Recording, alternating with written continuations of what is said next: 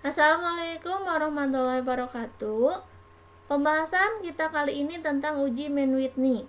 Ini juga merupakan kelanjutan dari penelitian perbandingan dua sampel yang saling bebas apabila datanya itu tidak berdistribusi normal. Contoh, seorang mahasiswa melakukan penelitian untuk mengetahui perbedaan kemampuan berpikir kritis siswa yang menggunakan metode Jigsaw dan STAD. Berdasarkan hasil penelitian tersebut, diperoleh data berikut. Ini adalah data dari dua buah kelompok yang diberikan masing-masing satu perlakuan ya. Ini kelompok 1 yang diberikan metode Jigsaw ada 20 orang. Kelompok kedua yang diberikan metode STAD ada 38. Nah, berdasarkan data di atas, apabila data tersebut tidak berdistribusi normal, apakah terdapat perbedaan kemampuan berpikir kritis siswa yang belajar dengan metode Jigsaw dengan STAD? Gunakan alfanya 5%. Nah, karena datanya itu tidak berdistribusi normal ya, dan kelompoknya ada 2, sampelnya ada 2, maka kita lanjutkan dengan uji Mann-Whitney. Terlebih dahulu kita buat dulu hipotesisnya. H0-nya tidak terdapat perbedaan kemampuan berpikir kritis siswa yang belajar dengan metode Jigsaw dan STAD.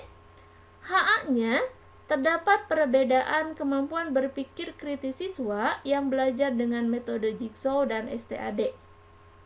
Nah, sekarang kriteria pengujiannya H0 diterima jika Z hitung itu ada di antara atau sama dengan negatif Z tabel dan Z tabel positif. Langkah pertama, kita lakukan perankingan data. Nah, perankingan data itu kita lakukan ya seperti yang sudah kita pelajari sebelumnya. Namun di sini semua data itu diurutkan ya. Data dari dua kelompok itu disatukan, kemudian diurutkan dari yang terkecil sampai terbesar. Ya. Jadi, sekali lagi, data dari dua kelompok yang tadi disatukan, kemudian diurutkan dari data terkecil sampai terbesar. Tadi kan ada kelompok 1 ada 20 ya, kelompok 2 ada 18. Berarti banyaknya data semua ada 38. Nah, ini data sudah diurutkan dari yang terkecil ya. Dimulai dari data terkecil itu 25 sampai data terbesar ya. Data terbesarnya ini sampai ini ya, data ke-38 sampai 95. Nah, sekarang kita beri ranking ya. Cara perankingannya sama seperti sebelumnya. Ini 25, ini urutan ke-1 berarti rankingnya 1. Ini 30 ada 2, berarti rankingnya itu 2 tambah 3 bagi 2 ya sama dengan 2,5, atau kita ambil yang tengahnya di sini antara 2 dan 3 itu 2,5. 50 ada urutan keempat berarti rankingnya keempat. 55 karena ada 1 urutan kelima berarti rankingnya 5. Ini 60 ada 3 ya, berarti rankingnya kita ambil yang tengah yang ini 7. 65 ini ada 3, rankingnya ambil yang tengah 10. 70 juga ini ada 3 ya. Nah, kita ambil yang tengahnya ini 13, berarti rankingnya. Nah, sekarang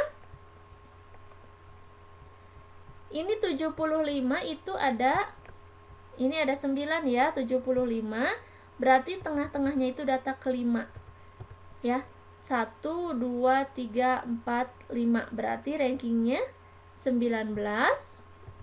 Selanjutnya di sini nah 80 juga ada 9 ya, berarti data tengahnya itu data kelima. 1, 2, 3, 4, 5 berarti rankingnya 28.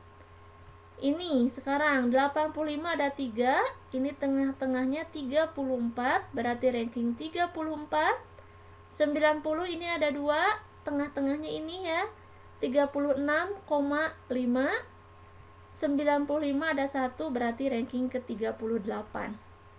Nah, ranking yang sudah kita dapat ini kita pindahkan ke tabel yang atas ya.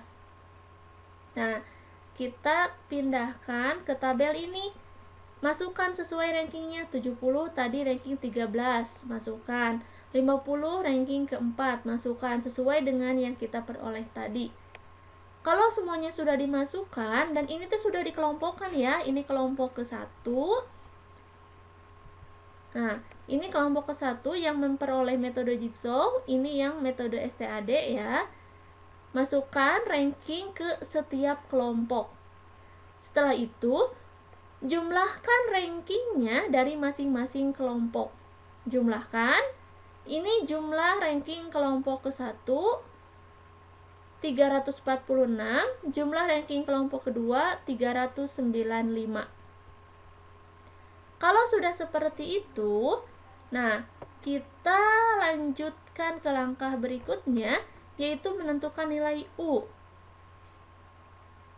Menentukan nilai U, kita ambil jumlah ranking yang paling kecil.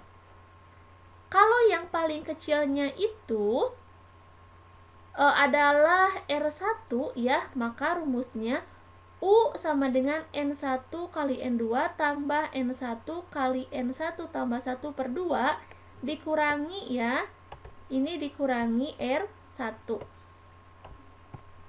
Nah ini berarti karena R1 yang terkecil berarti dikurangi R1, tetapi jika R2 nya yang paling kecil ya jumlahnya, maka rumusnya N1 kali N2 tambah N2 kali N2 tambah 1 per 2 ini dikurangi R2. Nah, dikurangi R2. Nah, sekarang kita lihat bahwa tadi jumlah ranking yang paling kecil itu adalah ada di kelompok ke-1, 346. Berarti kita ambil rumus untuk R1 ya, karena R1 terkecil maka U-nya N1 kali N2 tambah N1 kali N1 tambah 1 per 2 kurangi R1.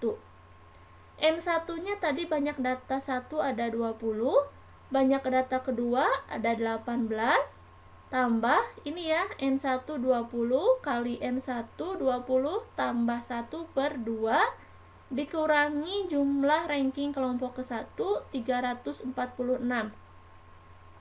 Hasilnya 224. Langkah selanjutnya ke C, menentukan nilai rata-rata. Mu U sama dengan setengah kali N1 kali N2 sama dengan setengah kali N1 nya 20, N2 nya 18. Jadi mu U nya 180. Langkah ke D, menentukan nilai T, yaitu sigma T sama dengan sigma T pangkat 3 kurangi T per 12. T itu adalah banyaknya angka yang sama. Nah, banyaknya angka yang sama ini 30, T-nya berarti banyaknya ada 2. 60 banyaknya ada 3. 65 ini banyaknya ada 3, berarti ini nilai T-nya. 70 juga ada 3, berarti T-nya 3. Dan selanjutnya. Nah, kita mulai dari T yang 2, ini T2 itu ada berapa ya, kita lihat. T2 itu ada 2 ya dengan yang 90, karena 90 juga ada 2. Berarti yang nilainya 2, banyaknya 2 ada 2 buah. Nah, berarti yang T-nya 2 itu karena ada 2, berarti kita kalikan saja dengan 2 karena ada 2. 2 kali T-nya 2 pangkat 3 kurangi T ya 2 bagi 12. Tambah.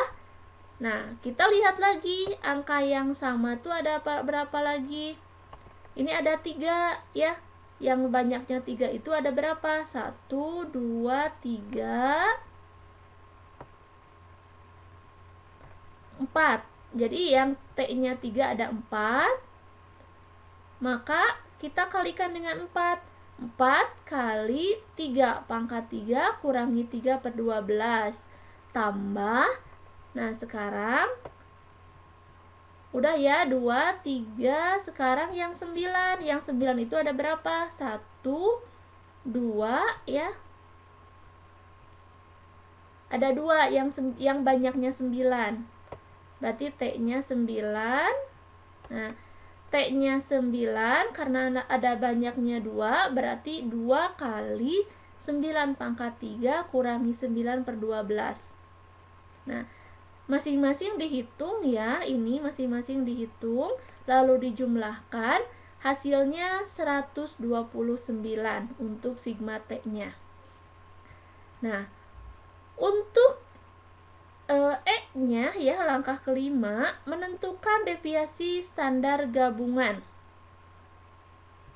Delta U sama dengan akar dari N1 tambah N2, banyak data kelompok 1 kali banyak data kelompok kedua ya, 20 kali 18 dibagi N kapital. N kapital itu banyaknya data dari semua kelompok.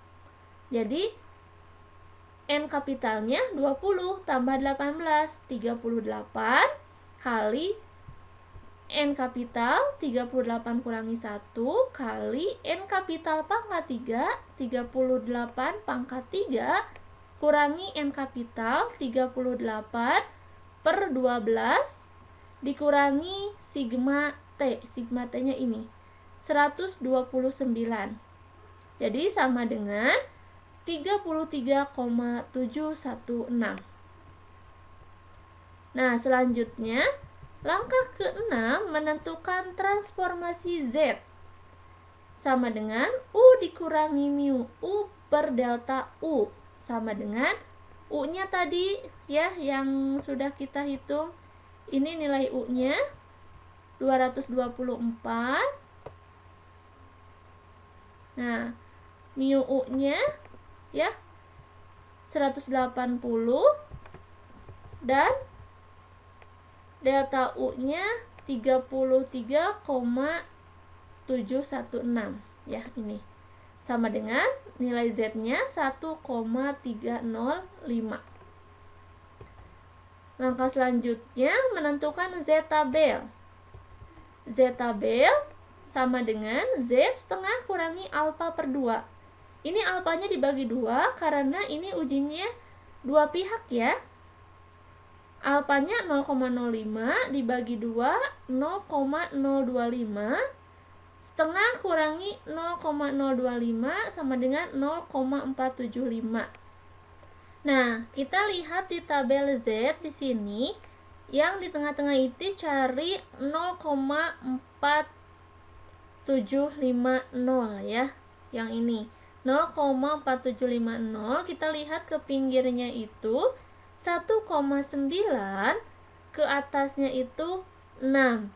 Berarti isinya 1,96. Nah, berarti isinya 1,96. Nah, kita bandingkan nilai Z hitung dengan Z tabel. Jadi kesimpulannya, karena Z hitung kurang dari Z tabel, maka H0 diterima. Artinya, tidak terdapat perbedaan kemampuan berpikir kritis siswa yang belajar dengan metode Jigsaw dan STAD. Nah, ini adalah pembahasan mengenai uji Mann-Whitney. Semoga bisa dipahami. Terima kasih atas perhatiannya. Assalamualaikum warahmatullahi wabarakatuh.